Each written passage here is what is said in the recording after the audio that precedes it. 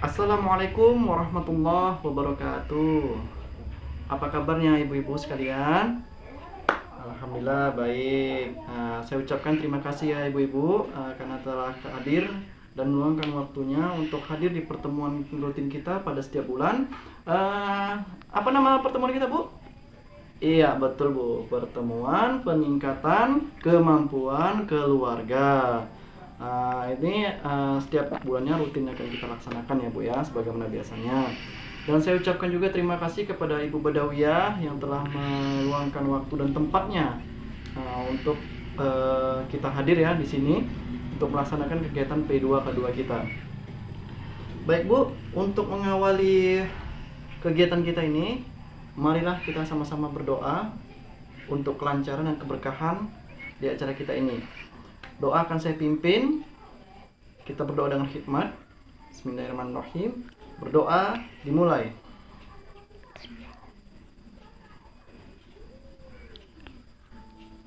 Doa selesai.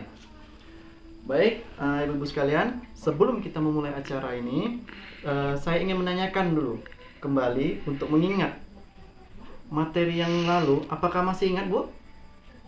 Masih Bu ya. Alhamdulillah. Sesi berapa Bu yang kemarin? Iya, sesi 2. Sesi 2 tentang apa Bu? Iya, tentang memahami perkembangan dan perilaku anak.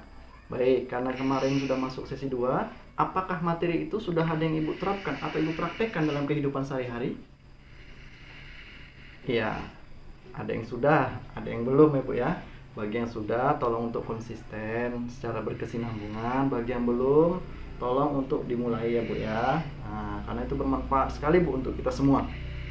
Baik, untuk kali ini, pertemuan kita kali ini, kita memasuki sesi ketiga dalam modul pengasuhan dan pendidikan anak ya, yang berjudul memahami cara anak usia dini belajar. Baik Bu, di dalam mendidik anak itu pasti berbeda-beda Bu, antara usia yang mungkin masih usia dini, usia SD, SMP, dan SMA. Cara mendidiknya berbeda, cara belajarnya pun berbeda. Nah, karena kita pembahasannya adalah cara belajar anak usia dini, berarti kita ini membicarakan tentang anak balita atau mungkin Bu ya. Kita sebutnya seperti itu, anak usia dini, anak umur 4 atau 5 tahun.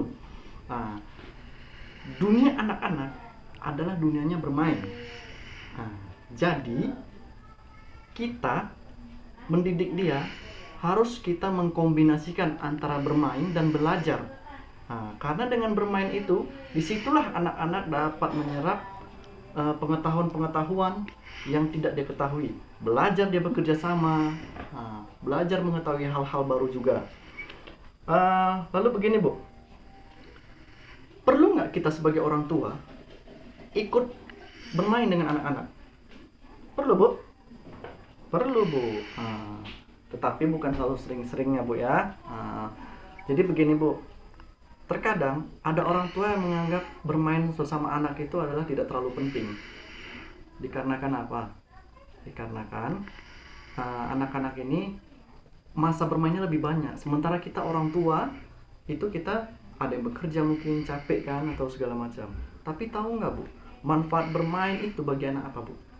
Iya Bu, itu adalah salah satu bentuk perhatian sederhana yang dapat dilakukan orang tua kepada anak ya, dan juga memberikan kesempatan bagi anak untuk belajar, untuk lebih dekat juga dengan orang tuanya. Itu manfaatnya Bu. Jadi sambil bermain dan belajar, dia mendapatkan ilmu-ilmunya. Lalu bagaimana caranya juga? Salah satunya ya, kita bisa memanfaatkan kegiatan sehari-hari di rumah sebagai kesempatan bermain bersama anak. Contohnya, misalnya ibu sedang mencuci piring, ajak Bu anaknya Bu, yang masih kecil Bu, ajak sambil membantu, sambil bermain Bu. Nggak usah diajak cuci piring yang berat-berat Bu, nggak usah. Bisa juga dengan ibu terapkan cuci piring yang piring-piring plastik saja, cangkir-cangkir plastik, atau mungkin sekedar menuangkan sabun. Di situ kan juga mereka akan belajar mengetahui, oh ini yang namanya sabun Nak, ini yang namanya bros, ini yang namanya sikat, seperti itu kan. Maksud saya apa namanya itu Bu ya, seperti untuk ya seperti sikat gitu lah Bu ya, saya pikir ya. Kalau untuk yang bapak-bapak juga mungkin anak laki-lakinya bisa diajak waktu mencuci motor, sepeda motor mungkin ya kan. Jadi bisa juga diajak, jadi mengetahui ini namanya selang air nak, gini caranya nyiram motornya, seperti itu Bu ya. Baik, jadi memanfaatkan kegiatan sehari-hari di rumah itu juga bisa menjadi salah satu cara untuk mengajak anak bermain sembari belajar.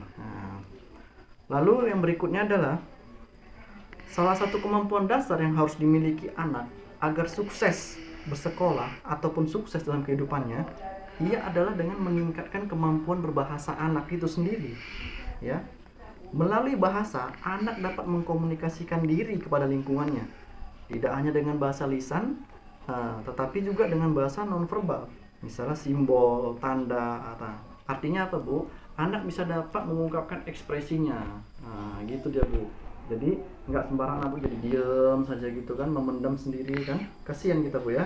Karena kebanyakan orang tua tidak menyadari bahwa perkembangan bahasa dimulai dari anak-anak di dalam lingkungan keluarga. Lalu apa saja aktivitas-aktivitas yang bisa meningkatkan kemampuan berbahasa anak?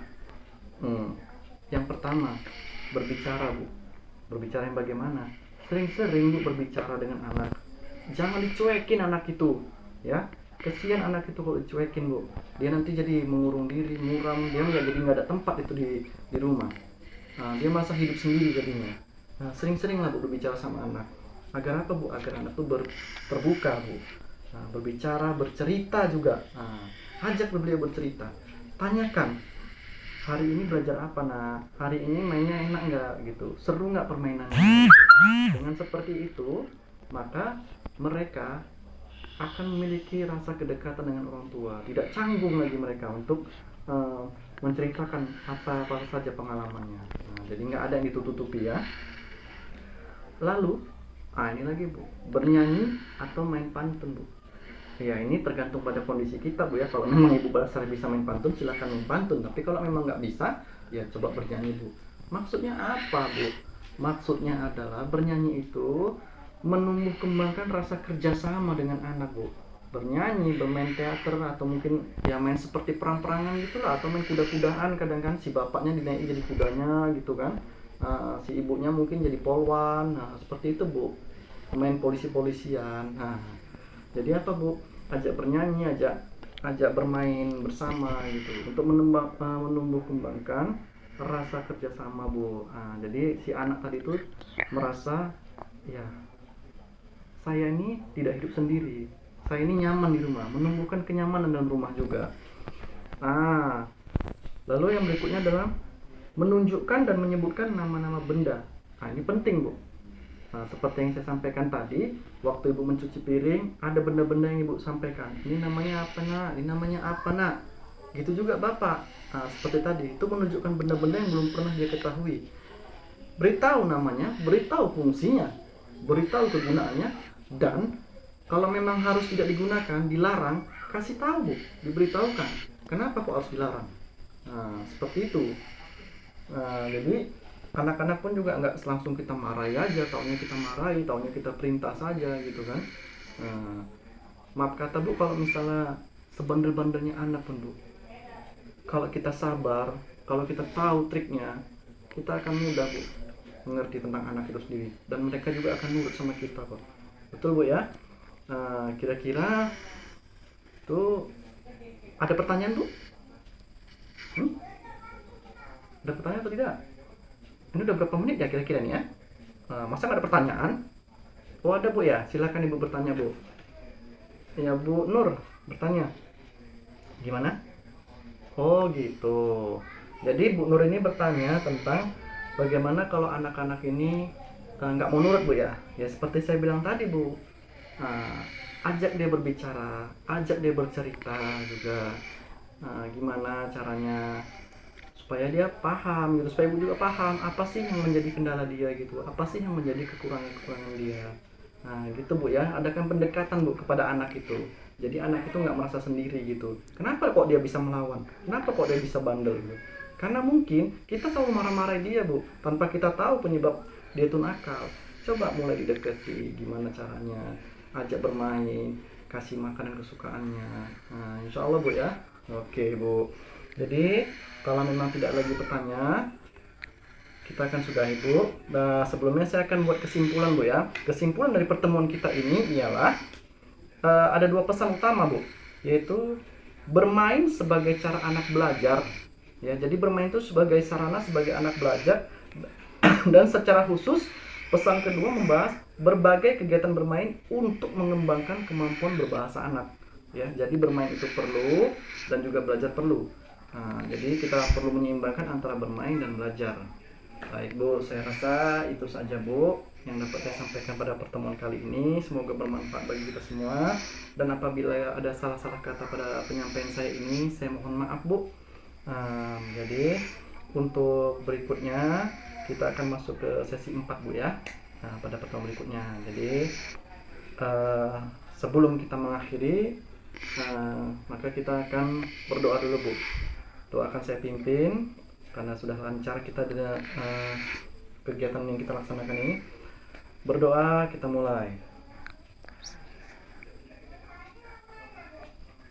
Doa selesai ya. Akhirul kalam, billahi taufiq wal hidayah. Assalamualaikum warahmatullahi wabarakatuh.